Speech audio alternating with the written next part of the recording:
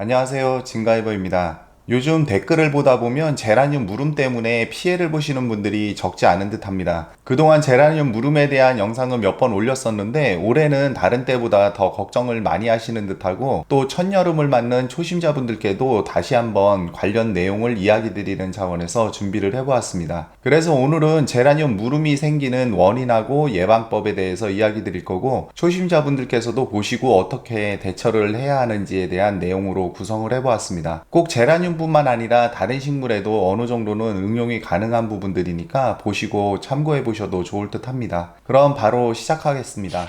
우리가 흔히 제라늄의 줄기가 물렁거리면서 변하는 것을 보고 통상 물음병이라고 이야기하지만 제라늄에 잘 발병하는 병은 뿌리 썩은 병이나 흑각병인 경우가 많습니다. 그런데 거의 대부분의 사람들이 통상적으로 그것을 구분하지 않고 일반적으로 제라늄 물음병이라고 표현하기 때문에 저도 예전 영상에서나 다른 곳에서 이야기할 때는 일반적으로 물음병이라고 표현을 많이 쓰고 있습니다. 그런데 엄밀히 말하면은 이것은 다른 병입니다. 보통 연부병이라고 하는 물음병은 물음균에 의해서 감염이 되고 이 물음균은 토양에 서식하는 토양 서식균이라서 흙 관리가 중요하고 물을 줄 때 흙물이 튀어서 잎에 닿게 되면은 감염이 될 수도 있습니다. 이 물음병은 주로 난이나 다육이 혹은 미니바이올렛 등에서 주로 볼 수가 있습니다. 그런데 흔히 제라늄에서 보는 것은 피쉬움 뿌리 썩은 병 또는 흑각병인 경우가 대부분입니다. 처음에는 줄기가 갈색으로 약간 이렇게 물러 들어가는 듯한 상태가 되면서 점차 줄기 위쪽으로 퍼지면서 전체가 짓무르거나 검은색으로 변하게 되는 우리가 흔히 보는 바로 그 증상이 되겠습니다.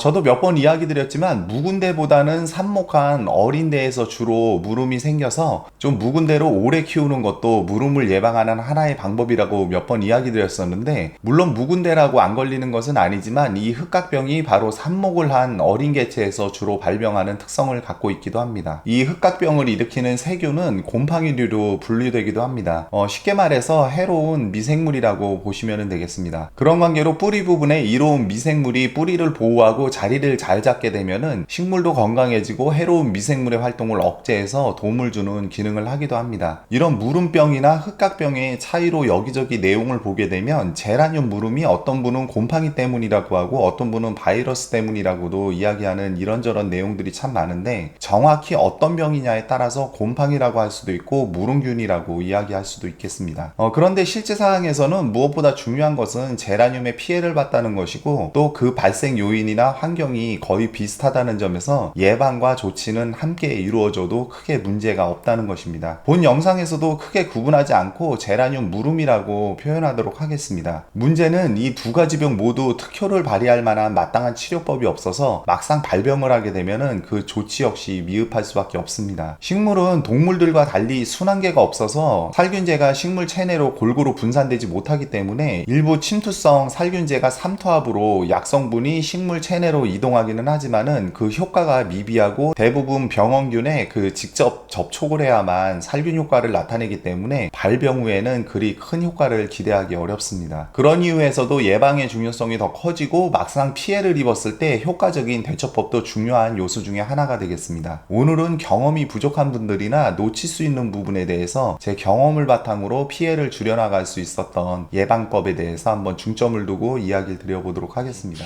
우선 제라늄 물음 발생의 요인은 고온다습, 빛, 통풍, 흙배합 등 매우 다양하지만 그 중에서 제라늄 물음에 가장 직접적으로 큰 영향을 미치는 요인이 바로 수분 관련 사항이 되겠습니다. 물음병이든 흑각병이든 과습이 공통적인 요인으로 작용하는 것은 사실이고 건조한 환경에서 병원균이 증식을 못하게 되는 것도 사실이지만은 그렇다고 무조건 물을 말리게 되면 생육부진으로 이어지게 돼서 근근히 살아있는 형태가 되고 생육에 지장이 생겨서 면역력은 점점 더 떨어지고 물음과 더불어서 또 다른 2차 피해를 보게 됩니다. 무엇보다 일단은 건강하게 키우는 게 최우선이고 일시적인 과습은 크게 문제가 되지 않기 때문에 지나치게 건조하게 키우지 않는 것도 필요합니다. 문제는 그 과습한 정도가 오래 머무르게 되면은 뿌리가 호흡을 못하고 무르고 물도 썩게 되면서 피해를 보게 됩니다. 그렇기 때문에 가장 기본적으로 선행되어야 되는 작업이 흙배합 시 통기성을 좋게 하고 배수가 잘 되게 해주는 것입니다. 이것은 평소에도 가장 기본이면서 무엇보다 중요하고 물 관리와 더불어서 가장 우선시돼야 되는 작업이라 할 수 있겠습니다. 이런 흙배합에서 물을 줄 때 배수구멍으로 물이 나오도록 주고 배수를 충분히 시켜주면은 절대 문제가 되지 않습니다. 그리고 물을 줄 때는 이렇게 꽃이 피어 있을 경우에 꽃이나 잎에 물이 닿지 않게 일반적으로 화분 표면에만 물을 주는 두상간수법을 이용해서 주시면 되겠습니다.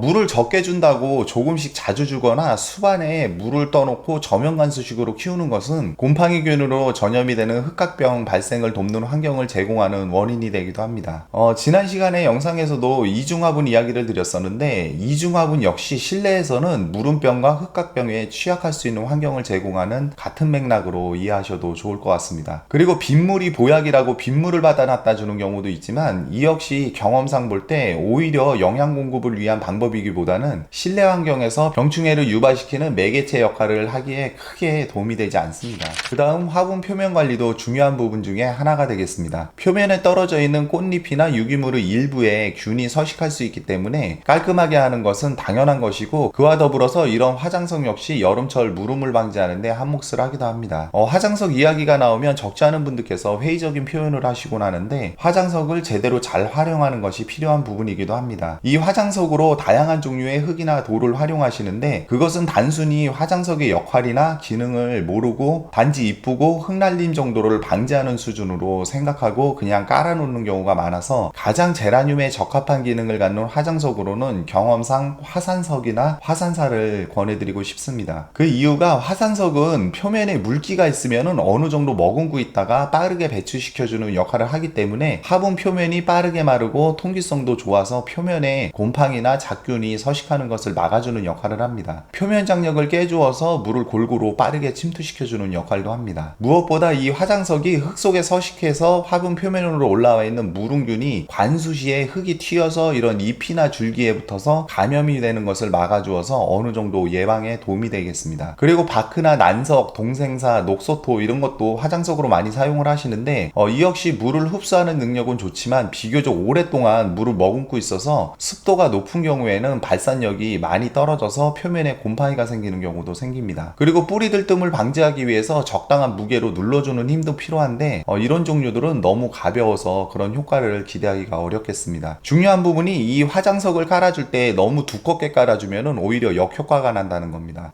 특히 이 손가락 한마디를 이용해서 물 주는 시기를 파악하기가 어렵고 물을 주었을 때 너무 한쪽으로 쏠리는 현상이 생길 수 있어서 불필요하게 너무 깊게 깔지 않는 것이 중요하고 그리고 보시는 것처럼 이 정도만 깔아주셔도 충분하겠습니다. 그리고 너무 입자가 가는 것을 사용하게 되면은 가벼운 흙과 섞여가지고 이게 흙 속에 묻히게 되는 경우가 생기기 때문에 좀 굵은 것을 이용해 주시는 게 좋겠습니다. 이 화장석도 잘 활용하시면은 우리가 단순히 알고 있는 것 이외에도 다양한 기능을 하기 때문에 적절히 제대로 알고 활용하시면은 도움이 되실 듯 합니다. 그와 더불어서 제가 항상 화분을 옆에서 봤을 때 아랫부분이 이렇게 시원하게 다 보이게 정리하라고 이야기 드리는 부분도 통풍을 위해서이기도 하지만은 이런 무름을 방지하기 위해서 처진 잎이 화분의 흙에 가까이 있는 것을 막아서 무름을 예방하기 위한 평소의 관리법 중에 하나이기도 합니다. 다음은 통풍 및 환기 부분인데 이것은 저도 항상 강조하는 부분이고 또 많이 이야기하는 부분이라서 그리 길게 설명하진 않겠습니다. 한 가지 실내에서 선풍기나 서큘레이터를 이용하시는 경우가 많은데 직접 식물에 강한 바람을 쐬게 되면은 지나친 수분 증발을 막기 위해서 기공을 일시적으로 닫아서 증산작용을 억제시켜서 화분 속에 수분 증발이 느려져서 과습으로 이어질 수가 있습니다. 그렇기 때문에 간접적으로 활용하시거나 자연대로식으로 방향을 조절해서 산들바람처럼 바람이 불게 해줘야지 증산작용이 활발하게 돼서 화분 속 물마름을 빠르게 하는데 도움이 되고 식물 생육에도 효과적이겠습니다. 그리고 화분을 두실 때도 너무 빼곡하게 두지 마시고 적절하게 띄워서 진열해 주시는 것도 무름 예방에 있어서 필요한 부분이고 대부분 높이가 비슷하다면은 높낮이라도 좀 다르게 해서 진열해 주시는 게 필요하겠습니다.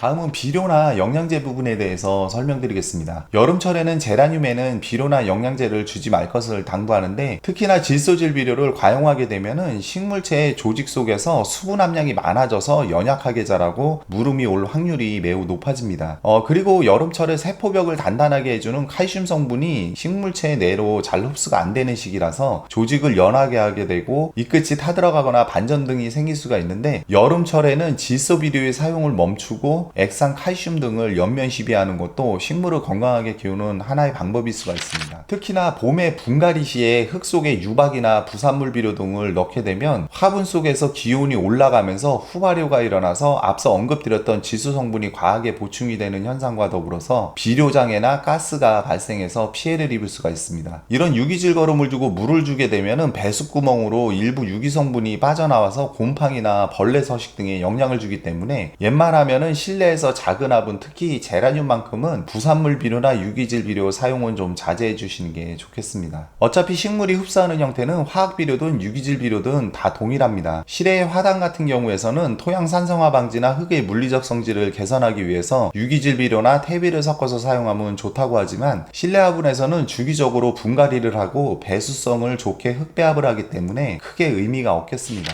그리고 해충에 의한 발생을 억제해주는 방법도 필요합니다. 앞서 언급했듯이 유기질 거름 등으로 인해서 뿌리팔이나 각종 해충이 생기게 되면은 뿌리를 파고 들어가서 상처가 나게 돼서 그 부분에 물음이 생기는 경우도 있습니다. 뿌리파리뿐만 아니라 여러 해충들에 의해서 흡축 과정에서도 다양한 유해균들의 간염을 시키는 원인이 되기 때문에 반드시 해충 방제도 함께 해주셔야 되는 부분입니다. 이 해충 부분도 피해를 입고 나서 퇴치해 주시는 개념이 아니라 평소에 미리 방제해 주는 개념으로 접근하시면 상당한 효과가 있습니다. 그리고 지금 시기에는 제라늄의 상처 등을 최소화해서 관리해 주는 게 필요하겠습니다. 일반적으로 분갈이에서 상처가 많이 생기기 때문에 분갈이도 꼭 필요한 경우가 아니라면 자제해 주시고, 이와 더불어서 줄기를 자르거나 순짓기를 해주시는 것도 절단면에 간염을 일으키는 원인이 되기 때문에 가급적 하지 않는 것이 좋습니다. 부득이하게 절단면이 생겼다면은 그 부분에 강황가루나 이런 것들을 면봉으로 좀 찍어서 소량만 발라 놓으면 그것도 효과가 좋습니다. 식물에 부득이하게 손을 댈 경우에는 절단 도구 등도 반드시 소독해 주는 것이 필요하겠습니다. 그럼 예방 방법은 이 정도로 하고, 다음은 피해를 입었을 때 대처하는 방법에 대해서 이야기를 해보겠습니다. 일반적으로 피해를 입은 개체는 다른 개체에 전염을 시키고 또 뾰족한 치료 방법이 없기 때문에 폐기하는 것을 원칙으로 권해드리지만은, 현실적으로 그렇게 하게 되면은 거의 다 버려야 되기 때문에 경험상 피해 정도에 따라서 조치를 해도 무난한 대처법이 되겠습니다. 피해를 입은 개체들을 골라내게 되면은 피해 정도에 따라서 소독을 해서 살려내는 방법과 잘라서 삽목을 하는 방법, 그리고 너무 증상이 심해서 버려야 되는 경우가 생길 수 있습니다. 이 살균 소독을 해서 살려내는 방법과 무름이 적게 온 줄기 윗부분을 잘라서 삽목하는 자세한 내용은 예전에 올렸던 영상을 참고해 보시면 도움이 되실 듯하고, 오늘은 그 부분은 생략하도록 하겠습니다. 피해를 입은 개체를 심었던 흙은 반드시 다 버리시고, 물받침과 화분은 락스 희석액이나 끓는 물에 반드시 소독을 해서 잘 말려두셨다가 다시 활용하시면 되겠습니다. 그리고 살균력이 좋은 이런 미산성 차염소산수를 이용해서 주변부를 한번 뿌려주시는 것도 도움이 되는데, 곰팡이균에도 효과적이고 빠르게 물로 환원이 되기 때문에 식물에 비교적 안전합니다. 하지만 물처럼 그리 만만한 것은 아니기 때문에 지나치게 남용은 삼가해 주시고, 뿌리실 때 환기가 되는 곳에서 마스크를 쓰고 뿌려주시는 게 필요하겠습니다. 그리고 몇몇 분들께서 댓글에 락스를 희석해서 분무기에 넣어서 식물에 뿌려주는 것은 어떠냐고 물어보시는 분들이 계신데, 락스는 절대 분무기에 넣어서 분사하는 스프레이 형태로 이용하시면 안 되겠습니다. 이것은 식물보다도 사람에게도 안 좋습니다. 물론 락스 희석액은 간염된 개체를 직접 소독하는데 오래된 활용법 중에 하나이고 유용한 방법이기도 해서 저도 영상을 통해서 소개를 해드렸지만, 식물에 적용 시에는 희석액을 절대 뿌리지 마시고 담그는 침지 형태로 이용을 해주시고, 나트륨 성분이 잔류할 수 있어서 잎이 누렇게 될 수 있기 때문에 흐르는 물에 반드시 씻어내야 됩니다. 이 간염된 부위 락스 침지법도 예전 영상에 잘 나와 있으니까 참고하시면 될 듯 합니다. 예전 영상은 정리를 해서 본 영상의 설명란에 링크로 올려놓도록 하겠습니다. 그리고 간혹 가다가 주방 청소용 곰팡이 제거제를 식물에 직접 뿌리는 경우도 있는데, 식물에는 사용하지 않는 것이 좋겠습니다. 그리고 소주를 이용하는 경우도 있는데, 소독도 안 되는 소주는 더 이상 말할 필요도 없을 듯 합니다. 소독과 살균은 비슷할 듯 하지만은 엄연히 다른 개념입니다.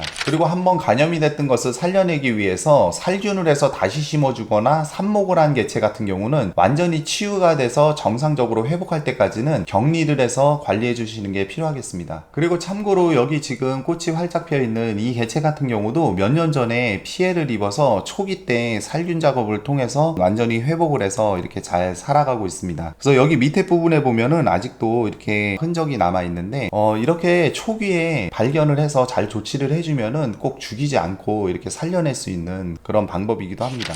이렇게 해서 오늘은 제라늄 무름에 관련된 이야기를 해보았는데, 무엇보다 제라늄의 생육 환경을 잘 조절하고 관리해서 건강하게 잘 키우는 게 필요하고, 그로 인해서 각종 병충해에 대한 저항성을 높여주는 게 기본적이면서도 제일 좋은 예방법이 아닌가 생각합니다.